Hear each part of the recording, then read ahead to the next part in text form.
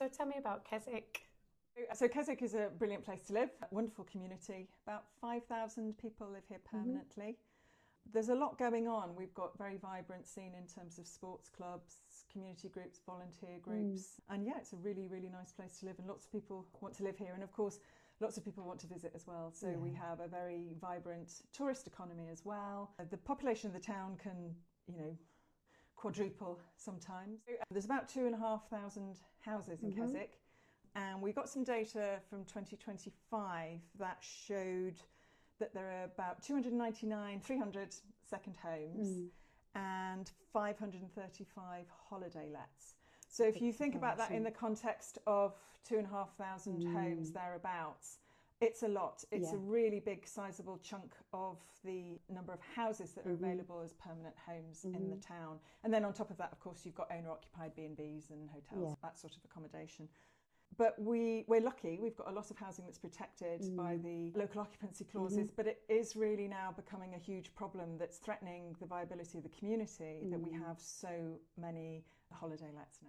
So there's a few things going on. So there's always been a really, really sparse long-term rental market in Keswick because there's been a lot of holiday lets. But that's really accelerated now. And some of that is because holiday lets are disproportionately profitable compared to long-term lets, because they're not regulated in the same way, they're not necessarily taxed in the same way.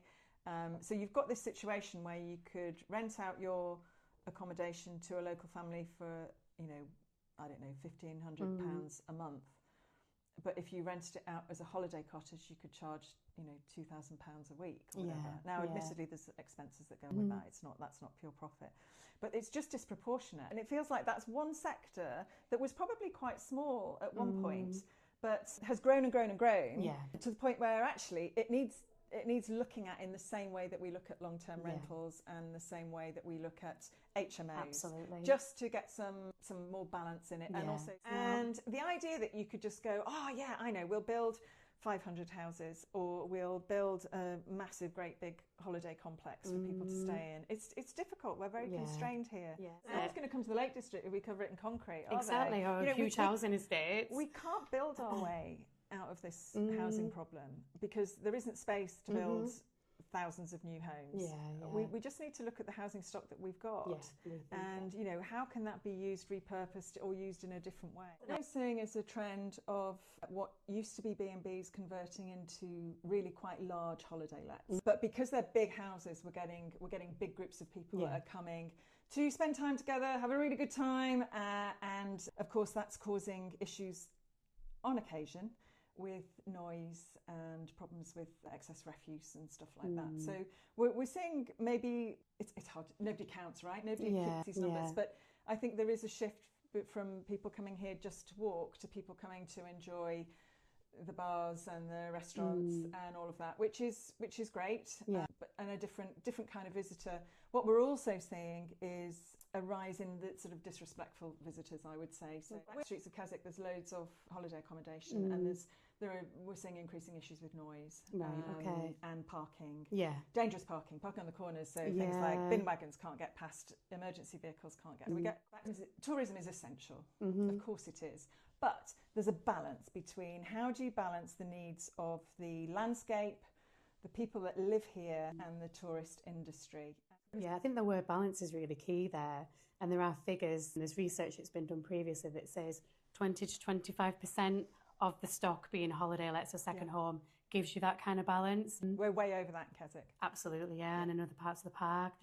Quite a big slice of the holiday let sector receives a business rates waiver, so they're not paying business rates and they're not paying council tax either. Now these are heavily occupied houses, they're full, maybe 10 people in them. Now they're using the streets, they're using the bins in the streets, they might have dogs doing things on the streets, so all of that needs to, so there is a stress on the infrastructure.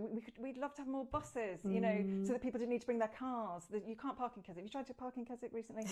Just going back as well to your point about antisocial behaviour and so on impacting on communities. So the Town Council has a holiday let nuisance reporting scheme. Can you tell me a bit about that, when that came into being and what patterns you're seeing from that, what kind of data you're gathering and so on? So we started that, I think it was 2022. because what we found was there were persistent problems with large holiday lets. And there were a few usual suspects, you know. And the neighbours didn't have anywhere to go because you don't know who owns it necessarily. You don't know who manages it. There's nothing on the front door that says, don't need a licence. You know, if there's a massive noise at 4 o'clock in the morning, please ring this number. So, you know, and usually people are like, they don't need to do it. They just, you know, they're with 15 of their mates having a great time. They go out for a cigarette or a vape or whatever, and they don't realise that, you know, especially in the back streets, right? All of the houses they're terraced houses that back on with alleys at the back. So if you've got 15 people having a nice time in the backyard, there's a big knock on in terms of the impact that has on people. So anyway, so we started it because we found that people just didn't know what to do and they were kind of just putting up with it, or they were just moving.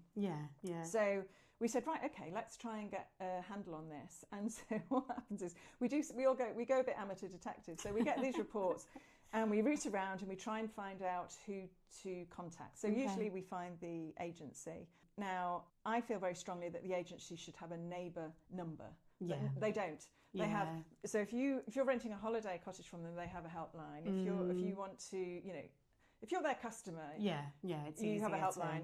If you're there at 2 o'clock in the morning and someone's setting off firecrackers in the house next door, there's no one for you to ring. No. Apart from the police, but the police have got better things to do, right? So what we tried to do was kind of go to the agencies and then try and get put in contact with the owners, because often the owners don't realise. A lot of holiday cottages used to be owned by people that live locally, so they were managed locally. So you could ring somebody and say, there's a bit of a problem, can you get down there? And they'd go down there. What happens now is you ring up. I mean, I rang up once and I got put through to somebody at the holiday cottage company in Devon. Wow. Because he said, where are you? And I said, Keswick. And he was like, where's that? Gosh. And it's like, because of course they are now... It's a big business. Online booking platforms. They're not managing properties. They are, you know, they're doing the cleaning and the maintenance, but they're not, in a holistic sense, they're not managing. And then because now houses are investments, not places to live, the owners don't live around either. So you're kind of stuck in this situation where there's essentially a group of unsupervised people in a business in the middle of a residential area that, you know, that can cause issues. I'm not saying everybody causes issues, but it happens a lot. And I think going forward as well, one of the things we'd like to see through our campaign is a licence scheme and a registration scheme, which are two objectives in one, really. And that does then is because we do have a couple of properties in Keswick where there are persistent issues, where we've contacted the owner and we've contacted the agency and not interested. And those would be brilliant, because now what we've had to do, we've had to refer them to environmental health at Cumberland and all the rest of it. So it turns into a big process.